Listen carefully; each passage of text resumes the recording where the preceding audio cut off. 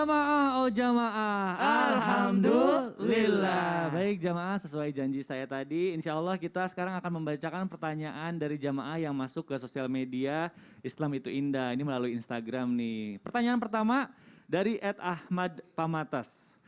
Saya pernah bernazar kalau saya sudah kerja, saya mau kasih hadiah ke mama mesin cuci baru. Dan setelah bekerja dan tanya ke mama, katanya belum butuh mesin cuci baru. Alhasil aku kasih uang cash sesuai harga mesin cuci tersebut untuk beli sesukanya mama saya. Apakah itu sudah termasuk melunasi nazar saya? Terima kasih, mohon dijawab ya Ustadz Maulana. Nah sekarang saatnya Ustadz Maulana untuk menjawab nih, bagaimana nih? Kita menjawabnya sesuai dengan kisah dari Rasulullah SAW. Waduh, Masya Allah. Ada pernah bernasar ingin sholatnya di Masjidil Aqsa. Di Masjidil Aqsa. Maka kata Nabi, salatlah di sini saja. Di mana? Masjid Nabawi. Artinya mengganti yang lebih mulia atau yang lebih baik. Karena kalau ke sana kan pasti repot. Kalau salat di Masjidil Haram kan 100.000, Masjidil Nabawi 1.000. Kalau di Masjid Aqsa 500 ya Bi. Jadi masih lebih banyak di sini. Kata Nabi, salatlah di sini. Jadi merubah nasar ke arah yang lebih baik. Tadi bagus, saya salut sama Ananda Ahmad tadi. Ahmad yang merubah nasarnya tapi ke area lebih baik berupa diuangkan. Karena ternyata ibunya nggak butuh-butuh amat dengan mesin cuci. Karena dia lebih suka pakai manual. Nah, jadi berpindah nasar yang kurang utama menjadi lebih utama itu sudah termasuk menunaikan nasarnya. Saya juga pernah begitu. Saya mau naikin umrah. Tapi saya tanya dulu, karena dia kan sering umrah dan dia sakit-sakitan. Bagaimana kalau aku kasih duit aja? Ternyata dia tidak pergi umrah tapi uangnya itu dipakai apa-apa. Yang penting saya sudah selesai kan. Betul. Untuk menunaikan bukan si nasar keinginan sih. Jadi sebaiknya seperti itu. Menunaikan nasar itu sangat penting dengan tabilah dulu. Arahnya ya lebih, makanya kafaratnya pun ada 4 pilihan kan. Iya betul. Ada 4 pilihan, yang mana engkau pilih, membebaskan budak atau memberi makan atau memberi pakaian atau berpuasa 3 hari berturut-turut. Atau berpuasa 3 hari. Ya jadi cari yang lebih baik. Nah kalau misalnya orang tuanya yang nagih ini gimana nih Ustadz nih? Tadi sesuai pembahasan dari awal, tadi sebenarnya orang yang menagih itu jauh lebih bagus karena menyelamatkan orang yang bernasar. Jadi betul. Tidak apa-apa kalau kita menagih. Kok ingat itu nasarmu dulu? Mau kau kasih belikan mesin cuci? Betul, nah itu jauh lebih baik ya. Jadi bisa, artinya orang yang mengingatkan lihat dulu posisinya. Betul. Siapa tahu belum bisa selesai urusannya. Betul, karena ngerinya tadi ya kita menjadi termasuk golongan yang munafik. Ya itu konsekuensi sebagai orang yang tidak memenuhi nazar tadi. Jadi ibaratnya orang yang menagih, orang yang berutang, orang yang menagih, orang yang bersumpah, orang yang menagih, orang bernasar. Sama dengan orang yang menyelamatkan sebelum dia meninggal. Waduh, Masya Allah, mudah-mudahan. Baik, nah sekarang kita masuk ke pertanyaan kedua nih dari Instagram, dari hamba Allah. Assalamualaikum Ustadz, saya kesal sekali sama suami saya. Karena suami saya masa di depan saya bernazar kalau nanti dia poligami atau menikah lagi akan membelikan saya rumah baru dan mobil baru untuk saya.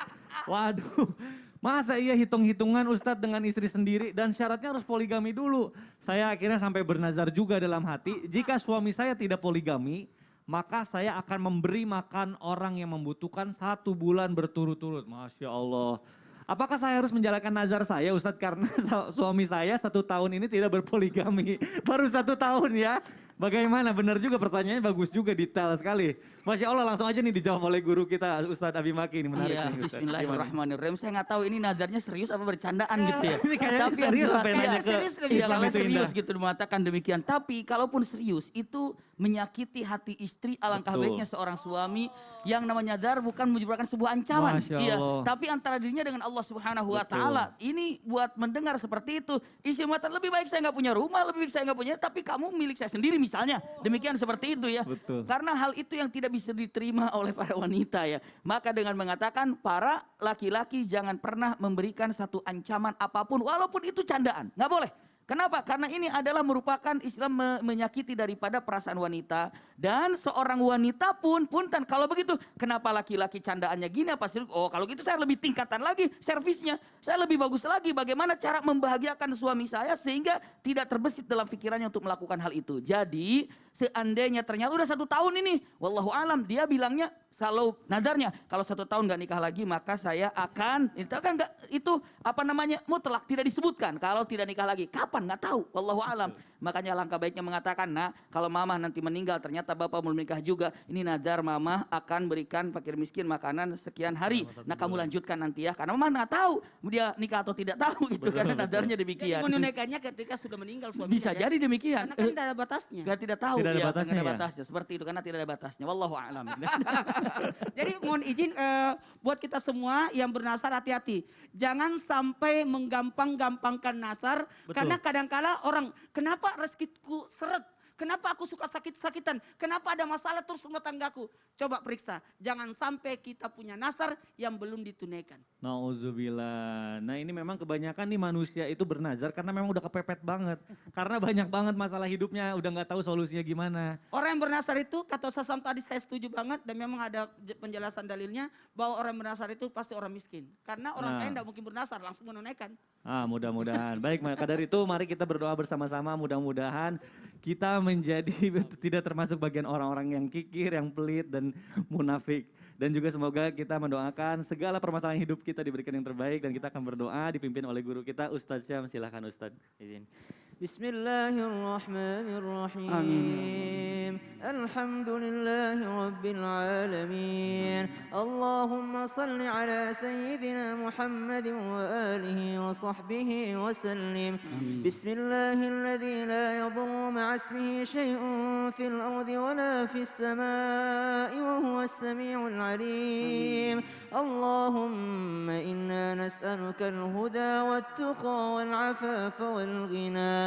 ربنا آتنا في الدنيا حسنة وفي الآخرة حسنة وقنا عذاب النار سبحان ربك رب العزة عما يصفون وسلام على المرسلين والحمد لله رب العالمين.